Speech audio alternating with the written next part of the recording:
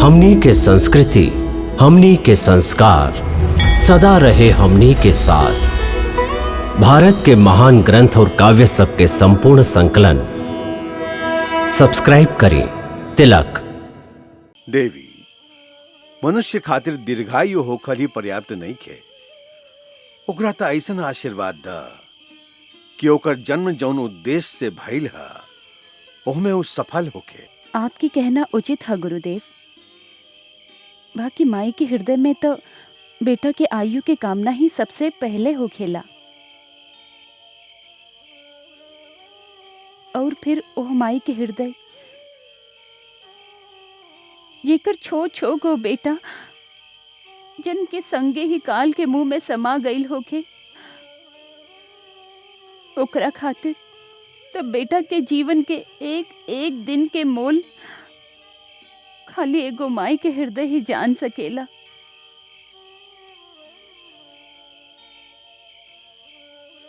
आप एकरा स्त्री के हृदय के दुर्बलता भी कह सकत हैं।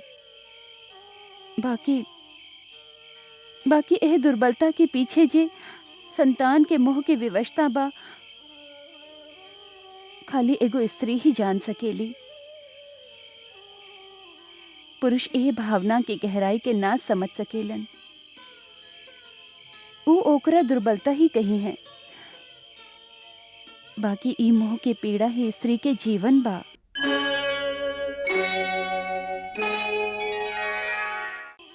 पुरुष यह भावना के गहराई के ना समझ सकेलन। वो ओकरा दुर्बलता ही कही है। बाकी ई मोह के पीड़ा ही स्त्री के जीवन बा।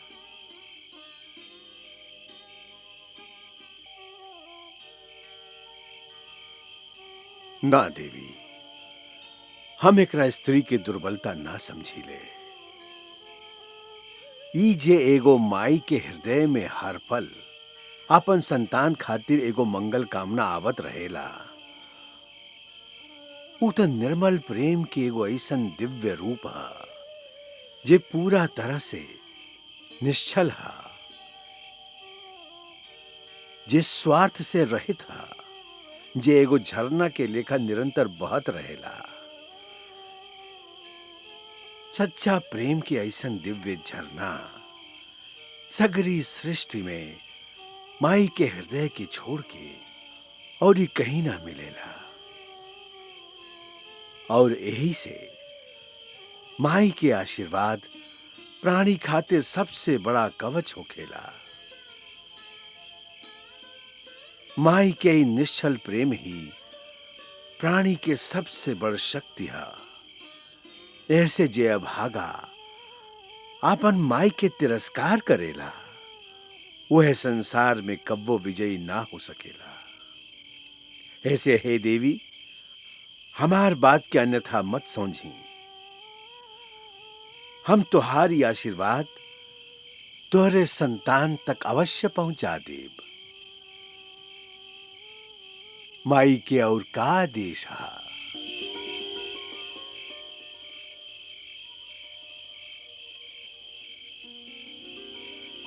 गुरुदेव, आपन लल्ला खातिर हम आपन हाथ से एगो रेशम के झबला बनैले हैं। यदि रोहिणी दीदी के आज्ञा हुई तो संस्कार में एकरा पहिरा दिहब। अति उत्तम, लावा। हमके कुछ भान नहीं खे कि कितना बड़ हो गई हुई। आप दिव्य दृष्टि वाला है, आपे बताई ई ठीक हुई कि ई? माई ता आत्मा के आंख से ही अपन बालक के देख लेवेली। माई से अधिक साधु के दृष्टि ना हो सकेला। ई तू अच्छा कहलू जे दोनों बना देलू। दोनों हमके दे दा।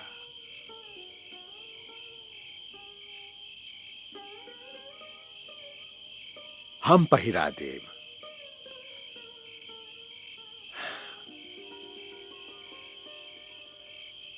धन्यवाद आपके लीला प्रभु। माई के आत्मा में भी ऐसन दिव्य ज्ञान भर देवेली कि अनजाने में भी ओकरा हाथ से सगरे काम ठीक ही होखेला। हमार गुप्तचर सूचना दिले बा कि आज भोरे महामुनि गर्गाचार्य यमुना नदी पार करके गोकुल गइल बाड़न। गोकुल में? कहवा? केकरा पास? महर्षि शांडिल्य के आश्रम में। कौन काम से? समाचार बा कि बहुत दिन से शांडिल्य आश्रम में एगो यज्ञ होत रहे। आज ओकर पूर्णाहुति गर्गाचार्य द्वारा ही संपन्न हुई। ई तो साधारण बात बा। महाराज, वैसे तो ये आश्रम सब में एह तरह के यज्ञ के होखल साधारण बात है। बाकी का वहां गर्गाचार्य के गैल विचार करे योग्य बात है। मतलब ही कि गर्गाचार्य वसुदेव के कुल गुरु बाड़न और पिछला कुछ दिन से वसुदेव उनकर आश्रम में जात देखत गैलन हा। फिर ऐसे सेवक के मन में एगो विचार आ रहा कि महाराज के मन में जो ये संदेह बा कि वसुदेव के 8वां लड़का छल से गोकुल पहुंचा दिहल गई बा, तो गर्गाचार्य के वहां गइल कहीं यही संबंध में तो नहीं खे। और यदि वो लड़का नंद राय के बा तो ओकर सगरे संस्कार उ ग्वाला के कुल गुरु शांडिल्य ही करी है। हाँ। बाकी यदि वो लड़का वसुदेव के बा तो वसुदेव के जरूर इच्छा हुई कि उनकर बेटा के मुख्य संस्कार उनकर आपन कुल गुरु गर्गाचार्य के द्वारा ही होखे। हाँ। जरूर यह बात है। महामंत्री तू ठीक समझला।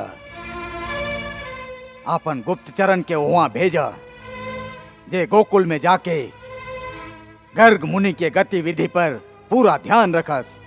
जी महाराज। हाँ, हम अभी तक जे भी करत रहली खाली एगो अनुमान पर ही करत रहली। काहे कि अभी तक पूरा विश्वास से तई कहल ना जा सकेला कि ई उहे बालक है। हमके उम्मीद बा कि ए बारे संदेह भी मिट जाए। हम अपन 2 विश्वासी गुप्तचरण के शांडिल्य मुनि के आश्रम में भेज दिले हैं। उस साधु वेश धारण करके वहां सबके बीच में ऐसे घूमत रही हैं कि केहू के पता भी ना चली। उत्तम, अति उत्तम। हाँ।